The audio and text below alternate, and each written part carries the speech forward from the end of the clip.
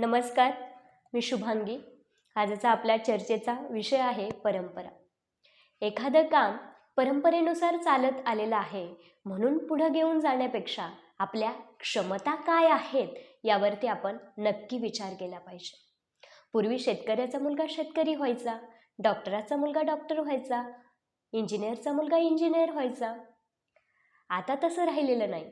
आता शेतकऱ्याचा मुलगा डॉक्टर, वकील, इंजिनियर होतोय, डॉक्टरांचा मुलगा शेतकरी होतोय. आता हे का बदललं? तर कुठेतरी त्यांनी त्यांच्या क्षमतांवरती विचार केला. पूर्वीपासून चालत आलेलं होतं, महिलांनी चूल मूल आणि घर सांभाळावं. आता महिला घर सांभाळून बाहेर नोकरीही करतात. आता हे कसं शक्य झालं? तर कुठेतरी महिलांच्या क्षमतांचा अभ्यास केला गेला. जर आपल्याला प्रगतीच्या मार्गाने जायचं असेल, आपल्याला विकास हवा असेल, तर आपण जे काम करतो त्यावर